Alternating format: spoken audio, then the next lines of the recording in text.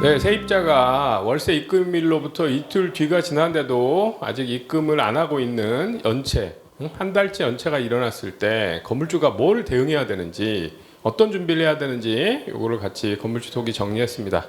저희 건물주톡 김도균 이사께서 1기분 연체됐을 때 어떤 절차를 여러분이 준비해야 되는지 설명드리겠습니다. 네, 한번 같이 프로세스를 보시면 D 플러스 1, 결국에는 월세 입금일로부터 이틀이 지날 때까지 월세 입금이 안 된 경우에 일단 건물주, 우리 임대인 기준에서는 연체가 1회 발생한 거고요. 이 연체한 사실을 임차인에게 알려줘야죠. 그래서 우리가 전화를 하고 전화할 때 자동 녹취를 활용해서 왜 입금이 안 됐나요라고 물어보고 이유를 설명하실 거잖아요. 임차인도. 그러면은 뭐 들어보고 언제까지 입금하겠다 뭐 그런 대답을 좀 유도를 하셔야 돼요. 그래서 그분이 계속 이 사람이 나는 곧 입금하겠습니다. 약속을 하도록. 그다음에 이거 이렇게 안 연체하면은 나가는 거다. 그러면 그때라도 나는 몇 번 연체하면 나가겠다. 꼭 안 나가지 않도록 하겠다. 그래서 이 사람이 연체라면 나가겠다는 말을 하도록. 그래서 하나 약속을 하도록, 그다음에 연체 계속하면 나가겠다는 말을 하도록 그렇게 유도하시면서 녹음을 해놓으시는 게 좋아요.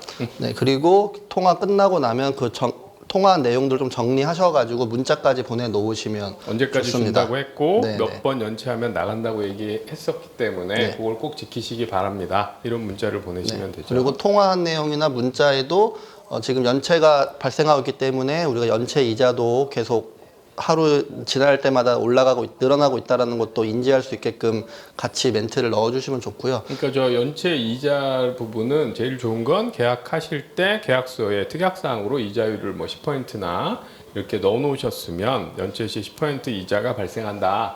그러니까 꼭 빨리 내라. 그리고 뭐 예를 들어서 그걸 꼭 받으시겠다는 목적이 아니고 빨리 월세를 제때 받기 위한 목적이니까 뭐 언제까지 내면 내가 이 부분은 이자를 따로 받지 않겠다. 뭐 이런 말을 해가지고 그때까지 내겠습니다. 이렇게 언제까지 내겠습니다 말을 유도하시고 여러분은 양해까지 해줬다라는 것까지가 녹음되도록 하시면 제일 좋습니다. 그래서 좀 더 이제 자세하게 살펴보도록 하겠습니다. 일단은 입금일로부터 2일이 지난 경우에 일단 미입금 안내나 입금 요청을 전화도 하고 문자도 발송을 하는 거죠. 그래서 근데 대부분의 경우에는 깜빡했습니다. 아니면은 잔고가 없는 걸 깜빡했네요. 뭐 이런 식으로 대응들이 다 오세요. 그냥 그러면은 그래서 이제 요때는 요 문자 보내면 되죠. 건물주톡에서 건물주톡에서 D 플러스 2일 때 나가는 겁니다. 그래서 아직 미입금 됐다. 그 다음에 여기 연체 시에 이자가 발생할 수 있으니까 빨리 입금해 주시기 바랍니다. 이렇게 문자를 저희가 보낼 거고요. 건물주톡을 이용하셔서 그 다음에 그거를 하고도 별다른 대응이 없을 때는 이제 전화 한 번 더 하시고 전화 연락해서 전화 한 번 더 하시고 그 다음에 앞에서 얘기한 통화를 하신 뒤에 다시 한번 내용을 정리하셔서 문자를 한 번 더 보내시고 그렇게 하셔야 되는 거죠. 네, 세입자들이 연체했을 때 연체 이자를 받을 수 있도록 해놓으시는 게 좋다고 말씀드렸죠? 그때 그럼 연체 이자율은 얼마로 받는 게 좋을까? 요거를 저희 건물주톡 김도균 이사가 좀 설명해 주실 겁니다. 네. 임대차 계약서 작성할 때 특약을 넣었다라고 하면은 우리 정해서 기록을 하실 거잖아요. 정확하게 임대인과 임차인이 합의를 해서 적은 이자율이 있을 건데 그 이자율을 적어주시면 됩니다. 그래서 보통은 보통은 법적 한도까지 가는 건 좀 높고요. 그래서 한 10%, 15% 정도 그 언저리에서 여러분이 선택을 하셔서 적어 놓으시면 한 10에서 15% 정도라면 나중에 연체됐을 때 그래도 먼저 갚을 우선순위에 해당되는 부분이 되니까 그 정도를 아예 계약서에 약정할 때 특약으로 넣어 놓으시는 게 안전할 수 있다. 그 다음에 이제 그게 없으면 어떡하죠? 계약서에 우리가 안 적었으면? 계약서에 연체 이자율 별도 약정이 안 적었으면 그때는 이제 일반적으로 5%를 연 5%의 이자율을 적용하게 돼서 법적으로 5%는 받을 수 있는 거예요. 계약서에 없어도 5%는 맞습니다. 받을 수 있는 겁니다. 근데 우리가 만약에 상가 같은 경우는 우리 상가 임대사업자는 사업자를 실제로 세무서 내고 사업자 등록번호로 실제 사업을 하는 분들이기 때문에 이 상법에서 상법의 적용을 받습니다. 그래서 이런 상법 같은 경우에는 이런 법정에 정해준 상사 이자율이 5%가 아니라 연 6%이기 때문에 이런 경우에는 별도의 약정이 없다고 하는 경우에 5%가 아니라 6%가 적용되는 점을 알고 계시면 좋습니다. 그러니까 이제 약정하셔서 한 10에서 15% 정도로 여러분 약정해 주시는 게 제일 안전하고요. 그게 없더라도 아무 약정이 없더라도 일반적으로 5% 받으실 수 있고 상가에 해당되면 6%를 여러분이 연체 이자로 받을 수 있다. 그래서 이거를 처음 한 달 동안에는 이렇게 이자 부담이 있으니까 빨리 연체를 하지 말고 내라 이렇게 되는 거고, 그 다음에 한 달이 넘어가면 실제로 받으셔야죠. 응? 한 달이 넘어가면 실제로 받아야 되고, 그래서 요때 이자가 어떻게 되는지 같이 한번 봤습니다. 네, 세입자들 중에는 그 월세가 연체가 되면 보증금에서 까라 이런 식으로 나오는 세입자들이 있는데 그때 어떻게 대응할 것인가, 요거에 대해서 건물주토 김도균 이사께서 또 설명해 주실 겁니다. 네, 대부분 실제로 이런 대응을 하는 임차인들이 많죠. 그래서 그렇죠. 뭐 보증금이 그걸 목적으로 있는 것처럼 착각을 하고, 혹시 건물주 중에도 그렇게 되는 걸로 착각하시는 분들이 있는데 그게 아닙니다. 네, 그래서 뭐 말 그대로 연체된 월세, 그러니까 월세의 그 금액의 부가세, 그다음에 또 연체된 이자까지를 다 보증금에서 공제를 하라는 의미로 얘기를 하는 건데 임차인 세입자들은, 근데 이게 법적으로 효력이 있는 건 전혀 아닙니다. 그래서 우리가 이 공제할지 말지 여부는 사실은 우리 건물주 임대인의 권한인 거죠. 그래서 만약에 세입자 그렇게 요구한다 하더라도 사실 그게 이론에 맞지도 않고 그러니까 사실은 임대인 입장에서, 건물주 입장에서는 그 돈만큼 보증금으로 받은 거는 내가 어디다가 별도로 투자했을 수도 있는 거고, 그 다음에 그것 때문에 여러분이 아시겠지만 간주 임대료라는 별도의 부가세도 부담하고 또 소득 같은 게 생기기도 하는 법인 같은 그런 문제들도 있어요. 그래서 그 보증금을 까라, 이건 사실 맞지 않고, 특히나 보증금을 까게 되면 내가 보증금을 어디다 투자해서 얻을 수 있는 수익을 못 얻게 되니까, 응? 그래서 이때는 꼭 이자도 받아야 되는 건데, 그때 그러면 무조건 내가 이자를 받으면 이걸 까야 하는 게 우선순위냐? 그렇지 않다는 겁니다. 그거는 법적으로 아무 논리가 무논리니까, 세입자가 그렇게 얘기하면 나는 무조건 보증금에서 까야 되는구나 이렇게 생각하시면 안 돼요.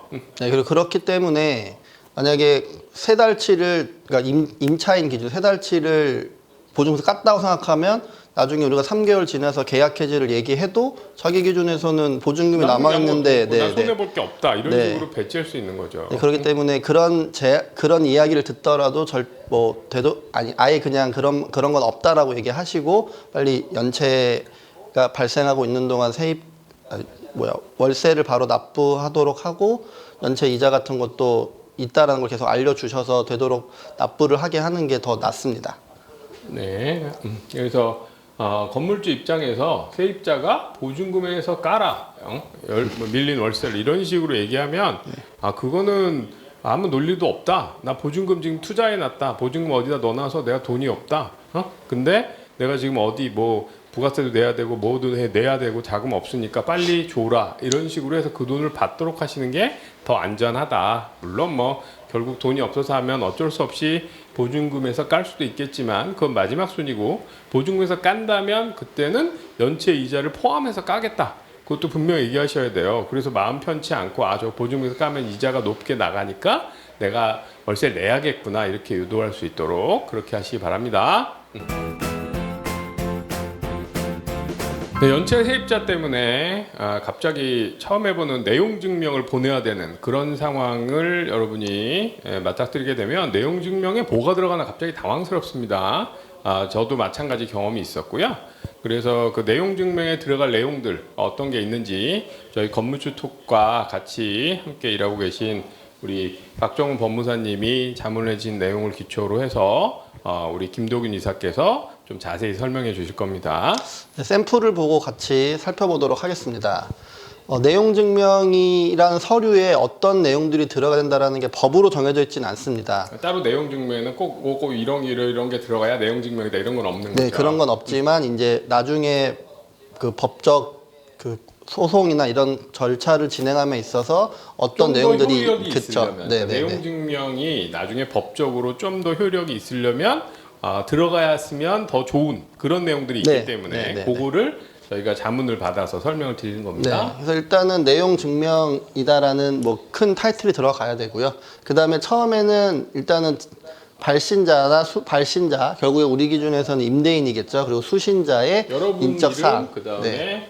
이거 연체된 사람 인적 사항 넣어주시면 되고요.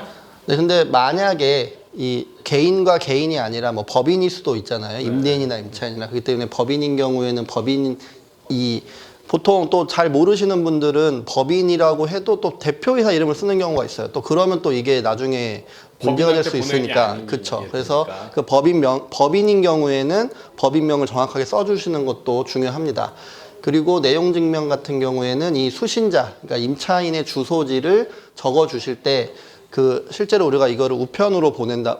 우체국에서 우편으로 보내는데 그 우체국에 그 우리가 흔히 편지 쓸 때도 받는 사람 주소 쓰잖아요. 그 주소와 이 주소가 일치해야 됩니다. 네, 그래서 이것도 쓰실 때 한번 꼭 체크하셔야 되고요.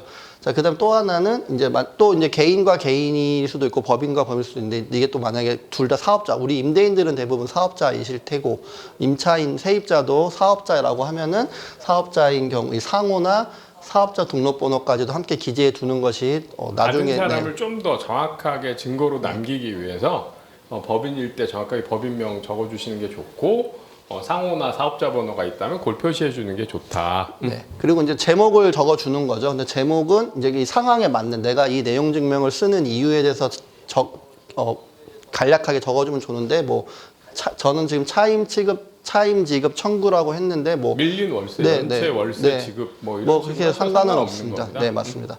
그래서 내용만 명확하게 파악할 수 있으면 되고요. 네.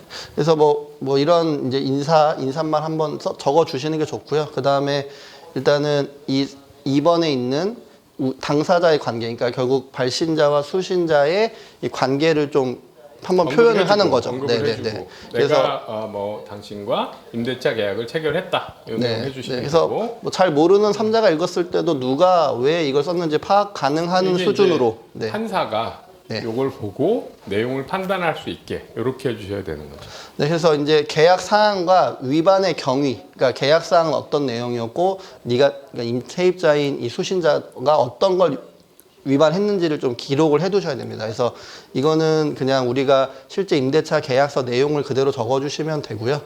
그 다음에 이제 우리가 매월 말일 뭐 얼마를 받기로 했는데 아직 받지 못했다. 이거를 이제 기록을 해주셔야 되는 거죠. 그래서 지금 내용 증명 안에 있는 걸 보여주되 임차인이 지금 이 계약을 지키고 있지 않다라는 내용을 한 번 더 표시를 해주셔야 됩니다. 않은 상황, 네, 현재 상황, 맞습니다. 상황을 먼저 설명해주고 그 다음에 그 상황에 대해서 어떻게 해라. 네, 그래서 이제 그 다음에 이제 요구할 사항과 법적 절차 착수 예고를 이제 기록을 또 해주시는 거죠. 그래서 이제 이거는 임대인님께서 좀 뭐 날짜는 며칠까지 하라고 정해주시긴 해야 되겠지만 일단은 그 날짜를 며칠까지 정해서 꼭 이런 것도 명확하게 몇 월 며칠 몇 시까지 어느 통장 누구 계좌로 입금해 주세요라고 명확하게 기록을 해두셔야 됩니다. 계좌도 정확하게 적어주시고 그 다음에 이제 작성 일자 이것도 넣어줘야죠. 누가 며칠 날 그리고 누가 보냈다 뭐 이렇게 도장까지 찍어서 이렇게 보내는 거죠. 그래서 이걸 작성해서 우체국에 가서 우체국에서 보내는 거죠. 네, 우체국에 이걸 가지고 가실 때 세 부를 가지고 가셔서 한 분은 이제 내가 갖고 한 분은 우체국에 갖고 보관하고, 한 분은 이제 실제 발송하고. 수신인에게 보내기 위해서 발송을 하는 거니까 이렇게 구성하셔가지고 내용 증명은 보내시면 됩니다. 그리고 좀 더 정확하게 하고 싶으시면 우리 앞에 박종훈 법무사님께 여기 저희가 이메일 주소 넣어놨으니까 이쪽으로 한번 물어보시면 좀 더 정확하게 저렴한 가격으로 요 내용을 해주실 겁니다. 그리고 뭐 이런 내용 증명 관련해서 몇 가지 또 알아야 될 게 있죠. 네. 그래서 내용 증명 발송만 하면 잘 된 건가 끝난 건가 이거 한번 뭐 그러니까 지금 이거는 나중에 뭐 소송을 대비해서 객관적 증거 자료를 활용하기 위해서 내용 증명을 보내는 거고 또 내용 증명 보낼 때 일단 우리가 임대차 계약서 같은 것도 좀 한 번 더 보내서 이 사람이 내가 쓴 계약서를 한 번 더 볼 수 있게끔 해주는 것도 뭐 좋습니다. 그리고 이제 우리 보낸 사람 기준, 임대인 기준에서는 이 내용 증명을 우체국까지 가서 발송했는데 뭐라고 할 게 아니라 이 상대방이, 그러니까 이 세입자 또는 뭐 임차인이 이 내용 증명을 잘 받았는지까지 확인을 해야 됩니다. 받지 못했다고 하면은 이게 유효하지 않기 때문에, 그래서 뭐 우체국에서는 그 배달 증명이라는 서비스까지 있으니까 이것까지도 한번 활용하셔가지고 정확하게 내가 보낸 내용 증명이 이 임차인에게도 도달했다까지 확인을 끝까지 하시는 게 그러니까 중요합니다. 임차인 스타일에 따라서 여러분이 뭐 임차인이 그렇게 막 뭐 배째고 막 피하고 이런 사람이 아니라면 보냈다 그러면 저쪽이 받았으면 받았을 거라는 얘기를 일반적으로 할 테니까 그건 문제가 없는데, 되게 희한한 독특한 임차인이 나타났을 때는 배달 증명까지 좀 해놓으셔서 안전하게 받았다는 것까지 확인을 받으시는 게 그게 안전합니다. 그리고 또 알아야 될 게 뭐가 있죠? 네, 만약에 지금 뭐 이런 상황에서 그 내용 증명을 보냈는데 뭐 수취인 불명 또는 뭐 폐문 부재 해가지고 결국에는 이 도달이 반송되는 상황에서는, 그럼 우리가 이제 우리 임대인 같은 경우에는 어떻게 해야 되냐 뭐 이런 또 이슈가 있는데요. 이때는 뭐 공시송달이라는 제도가 있기 때문에 이 제도도 활용을 하는 것이 좋습니다. 그래서 이 공시송달을 위한 신청서와 이 반송된 내용증명 우편물을 그 수신인, 그러니까 이 우리 지금 자꾸 반송되고 있는 월세 세입자의 최종 주소지 관할법원에 제출하면 되고요. 네. 그럼 이제 법원이 판단해서 14일 동안 게재하는데, 뭐 이런 부분은 좀 복잡하기 때문에 저희 법무사님께 좀 요청을 하시는 게 좀 더 편하실 겁니다. 과정은 이렇게 되지만 직접 하시기엔 좀 번거로울 수 있으니까 법무사님께 요청하시면 이런 부분까지를 처리해 주실 겁니다. 자, 그래서 내용 증명의 내용과 어떤 것들을 주의해야 되는지 같이 한번 좀 살펴봤습니다.